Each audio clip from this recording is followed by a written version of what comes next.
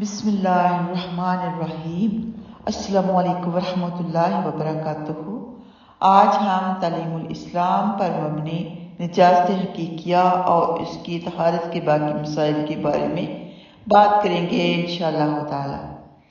سوال ہے، چمڑے کی چیزیں جیسے موزے، جوتی، بستر، بند وغیرہ اگر ان میں جسمدار نجاست لگ جائے تو کس طرح پاک ہوگی؟ جواب ہے، زمین یا کسی اور چیز پر رگڑ دینے سے پاک ہو جاتی ہیں، بشرطیکہ کہ رگڑنے سے نجاست کا جسم اور اثر جاتا رہے۔ لیکن فرسٹ آپشن پانی سے واش کرنا ہی ہونی چاہیے۔ اگر پانی نہیں ہے، مجبوری ہے، تو اس طرح زمین پر رگڑنے سے ان کی نجاست دور ہو جاتی ہے۔ آگے سوال ہے، اگر انہی چیزوں میں پیشاب یا اسی طرح کی کوئی اور نجاست لگ جائے تو کس طرح پاک کی جائیں گی؟ جواب ہے، پانی یا کسی اور بہنے والی پاک چیز سے جو نجاست کے اثر کو دور کر دے دھو کر پاک ہوں گی، یعنی سوائے جسمدار نجاست کے اور نجاستیں لگ جائیں تو رگڑنے سے چمڑے کی چیزیں پاک نہ ہوں گی بلکہ دھونا ضروری ہے۔ آگے سوال ہے، چاقو، چھری، تلوار اور لوہے یا چاندی یا تانبے، المونیم وغیرہ کی چیزیں ناپاک ہو جائیں تو بغیر دھوئے پاک ہوں گی یا نہیں؟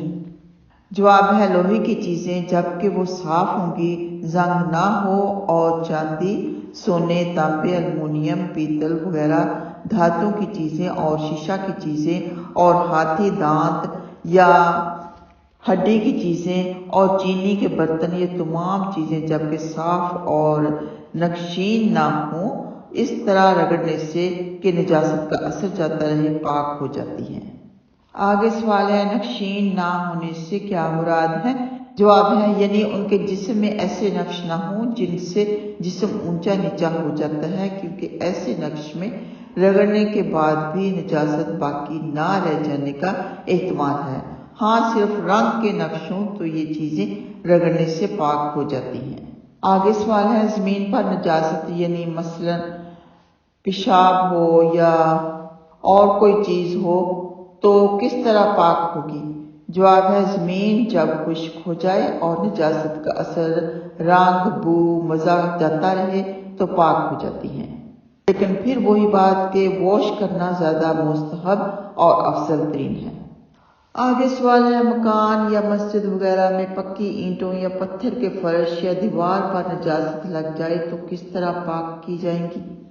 جواب ہے، اینٹ اور پتھر جو عمارت میں لگے ہوئے ہوں خشک نہ ہو جانے اور نجاست کا اثر جاتے رہنے سے پاک ہو جاتے ہیں۔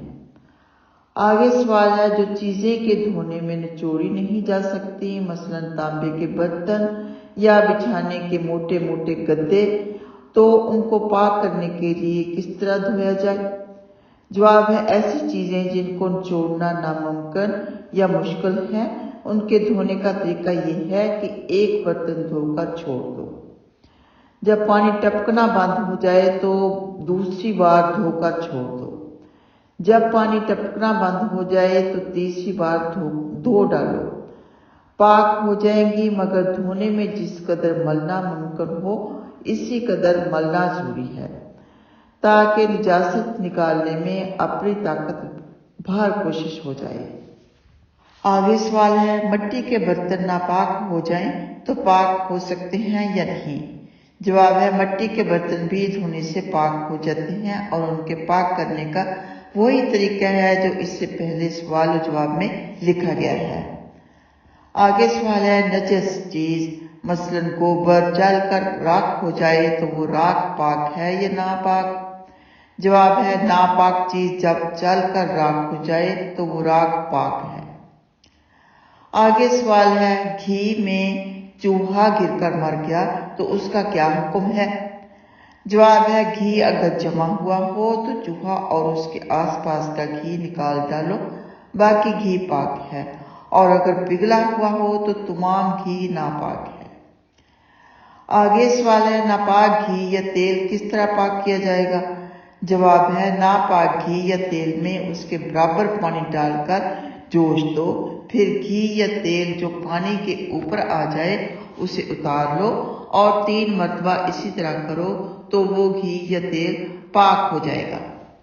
اب آخر میں شراب کے بارے میں وضاحت کرنا ضروری سمجھتی ہوں کہ قرآن پاک میں تو اللہ سبحانہ تعالیٰ نے فرمایا کہ شراب، جوا اور آستانے وغیرہ نجس ہیں۔ ان چیزوں کا یہ مطلب نہیں کہ کپڑوں کو لگ جائے تو کپڑے غلیظ ہو جاتے ہیں، ناپاک ہو جاتے ہیں، بلکہ یہ عمل کرنے سے انسان کے اندر ناپاکیاں، غلاظتیں پیدا ہو سکتی ہیں، ہو جاتی ہیں۔ جیسے کہ شراب پی کر گندے گندے خیالات آتے ہیں، انسان کو خود کی ہوش نہیں رہتی، اس لیے یہ شراب نجس ہے۔ کپڑوں کو لگ جائے تو یہ نجس نہیں ہے، ہاں اس کا پینا ضرور حرام ہے۔ اللہ تعالیٰ عالم۔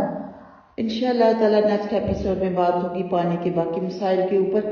دھوپ سے اگر پانی گرم ہو گیا تو اس کے ساتھ وضو جائز ہے کہ نہیں، اور اس کے علاوہ باقی سوالات بھی۔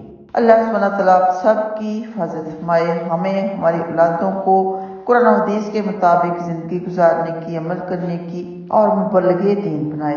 آمین یا رب العالمین۔ السلام علیکم ورحمۃ اللہ وبرکاتہ۔